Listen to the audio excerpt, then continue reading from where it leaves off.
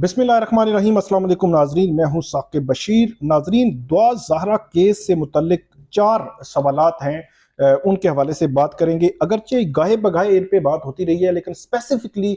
लोग ये जानना चाहते हैं कि ये मुख्तलिफ जो हवालों से कि अब इस केस का मुस्तकबिल क्या हो सकता है, इस केस में कौन कौन सी हर्डल्स अभी भी मौजूद हैं, और कौन कौन से जराए हैं जिनको इस्तेमाल करके दुआ ज़हरा के वालिदैन इस केस को आगे बढ़ा सकते हैं। इन 4 जो मराहिल हैं या 4 इसमें जहते जो हैं उससे मुतल्लिक हम बात करेंगे। एक तो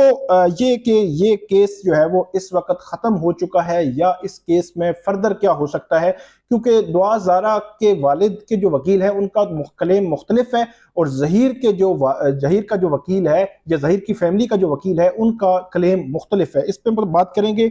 इसके अलावा जो उम्र का तनाज़ा है और अदालती रवायात या इस हवाले से कि उम्र का जब तनाज़ा बन जाता है तो अदालत में उमूमी रवायात या तरीक़ाकार क्या रहा है, क्या होता है, इस पे बात करेंगे। और बलूगत की उम्र जो है वो इस पे जो माहिरीन हैं, जो तिब्बी माहिरीन हैं, वो क्या कहते हैं, क्या कि जो बलूगत की उम्र है इसकी जो डिटरमिन किया गया है इससे मुतल्लिक क्या कहते हैं। और फिर ये भी बात करेंगे कि ये ज़हीर कौन है या ज़हीर का जो है वो बैकग्राउंड क्या है, इससे मुतल्लिक जो है वो बात करेंगे। सबसे पहले कि ये केस इस वक्त ये ख़त्म हो चुका है या नहीं। जो ज़हीर के फैमिली साइड से जो वकील है उनका ये क्लेम है कि ये केस, क्योंकि लाहौर हाई कोर्ट ने भी डिस्पोज ऑफ कर दी है, पिटीशन जो निपटा दी है, सिंध हाई कोर्ट ने भी ये पिटीशन निपटा दी है। और इसके अलावा उनका ये क्लेम भी है कि इसमें जो अगवा और इस हवाले से जो इंसानी स्मगलिंग की जो मैरिज रिस्ट्रेंट एक्ट के हवाले से तो अभी लगी नहीं थी, तो ये जो दफात जो है वो लगी थी, उसकी हद तक ये मामला जो है वो ख़त्म हो जाएगा। और जो दूसरी साइड के वकील हैं, दुआ ज़हरा के वालिदैन के वकील हैं, उनका ये क्लेम है कि अगर पुलिस ने ये मुकदमा ख़त्म करने की इस्तदा की भी तो हम इसकी मुखालफत करेंगे। और इसमें उनका ये क्लेम है कि अभी भी हाई कोर्ट का जो जजमेंट है वो तफसीली आ जाए तो हम उसको देखकर अपने कानूनी जो फ्यूचर है उसका फैसला करेंगे कि हमने अब नेक्स्ट किस फोरम पे जाना है इस केस को लेकर। इसके अलावा वो कहते हैं कि ट्रायल कोर्ट में भी इस केस को इस एंगल से खास तौर पर ये अगवा और इस हवाले से जो FIR का इंदराज था, अगर पुलिस जो है इसके इखराज की दरखास्त दे भी तो हम इसकी मुखालफत करेंगे। तो ये दोनों जो वकील हैं दोनों साइड्स के, उनका एक अलग अलग क्लेम है, लेकिन बज़ाहिर ऐसे लगता है कि अब ये मामला ट्रायल कोर्ट में एक तो तय होगा, या जो दुआ ज़हरा के वालिदैन अगर ये तय कर लेते हैं कि जो सिंध हाई कोर्ट का जो फैसला है उसको हमने किसी अगले नेक्स्ट फोरम पे चैलेंज करना है, या जो हाई कोर्ट है वहां का हमने कुछ उसको दरखास्त देनी है चीफ जस्टिस हाई कोर्ट को, या सुप्रीम कोर्ट जाना है, तो ये सारे ऑप्शंस अभी उनके पास जो है वो खुले हुए हैं। इसके अलावा दूसरा जो मामला है कि उम्र के तनाज़े में उमूमी तौर पर हाई कोर्ट्स में क्या रवायात रही हैं।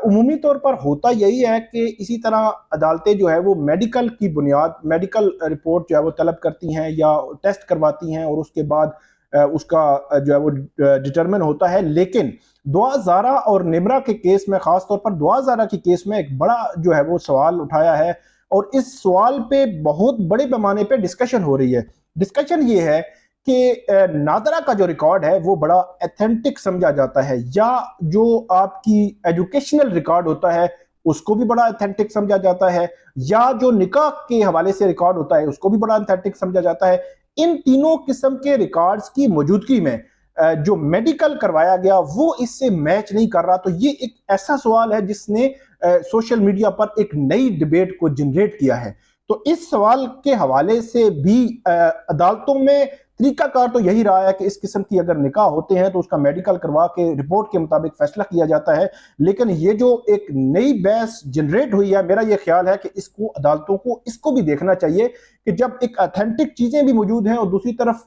मेडिकल रिपोर्ट है, तो मेरा यह ख्याल है कि इन दोनों को कम से कम कंपैरिजन करें या मवाजना करें या देखें, और उसके बाद ये फैसला होना चाहिए। और इसमें रवायत यही है कि अगर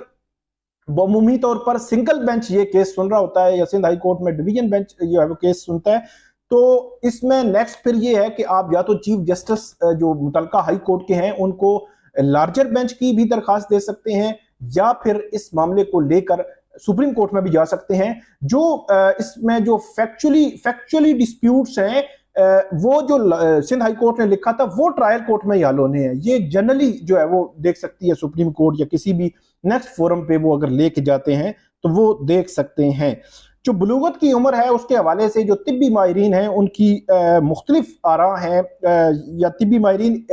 11 से 15 या इस साल की जो उम्र है इसको बड़ा सेंसिटिव, हसास मतलब कहते हैं, और ख़ास तौर पर बच्चों के हवाले से उनका ये मानना है कि बच्चे वालिदैन के भी करीब होते हैं। तो इस उम्र की सेंसिटिविटी इस लिहाज से वो कहते हैं कि इस उम्र के बच्चों को आप ये कह सकते हैं कि वर्गलाना या उनको किसी तरफ रागिब करना या उसको किसी तरफ लेके आना ये कदरे आसान होता है, जिसका बच्ची ज़ाहिर सी बात है वो मैच्योर जो है वो उम्र नहीं होती। तो इसलिए 11 से 15 साल की उम्र के बच्चों का ये कहा जा रहा है कि इनकी उम्र बहुत जो है वो सेंसिटिव होती है, इस दौरानिए की जो उम्र है। अच्छा, इसके अलावा जो जहीर के हवाले से है कि ये जहीर जो है वो कौन है, इसके ये भी बताया गया है कि इसके भाई भी हैं जो कुछ काम करते हैं, कोई बिजनेस करते हैं। इसके अलावा जब ये मामला हुआ तो जो जहीर है उसकी फैमिली, उसके वालिदैन या उसकी फैमिली के लोगों को भी पुलिस ने पकड़ा भी, और उनके जो अकाउंट्स थे वो भी मुंजमद भी किया, और उनके जो शनाख्ती कार्ड ब्लॉक भी किए। बहुत सारी चीज़ें थी जो अभी भी जो जहीर के जो फैमिली के वकला हैं उनकी जानिब से ये कहा जा रहा है कि अभी भी तय नहीं हुई कि उनके जो मामलात हैं वो अभी भी मुकम्मल ही है, मतलब उनके अकाउंट्स बहाल नहीं हुए या आईडी कार्ड जो ब्लॉक हुए वो बहाल नहीं हुए। तो वो कहते हैं कि अगर ये तय नहीं हुए तो हम दोबारा जो है अदालत में जाएंगे ताकि इनको खुलवाया जा सके। तो जहीर के हवाले से यही कहा जा रहा है कि ये उकाड़ा के जो है वो उकाड़ा का रिहायशी है। इस हवाले से अभी बिल्कुल तय नहीं हो सका। इसके वालिदैन जो हैं दुआ ज़ारा के वो टैब वो कहते हैं कि उसके पास था, दुआ ज़ारा के पास, उसमें सिम नहीं थी। इसके अलावा घर में वो कहते हैं कि 2-3 मोबाइल जो इस्तेमाल हो रहे थे उन तीनों मोबाइल्स को मुतल्लिका सिक्योरिटी इदारों को दे दिया गया था ताकि उसका डिटरमिन हो सके कि रब्ता कहाँ से हुआ। अभी तक जो एग्जैक्टली बज़ाहिर ऐसे लगता है कि जो टैब है उसमें जो गेमिंग होता है, गेम का होता है, उस गेम में जो एक जो है वो इकट्ठे गेम जो है वो खेली जाती है, या इस हवाले से जो चीज़ें होती हैं एक राब्ते का जरिया जो है वो हो सकता है, बज़ाहिर हो सकता है। लेकिन उसके वालिदैन ये कहते हैं कि उसकी सिम भी नहीं थी, मोबाइल बाकी भी हमने दे दिए, और उसके वालिदैन जो है दुआ ज़ारा के इस मामले को आसान नहीं कह रहे। वो कहते हैं कि इस मामले के पीछे बहुत सारी चीज़ें और भी जुड़ी हुई हैं। तो देखते हैं कि इस मामले में फर्दर जो है वो दुआ ज़ारा केस में क्या निकलता है। इस वीडियो पे नाज़रीन आप फीडबैक जरूर दीजिएगा, कमेंट जरूर कीजिएगा। बहुत शुक्रिया।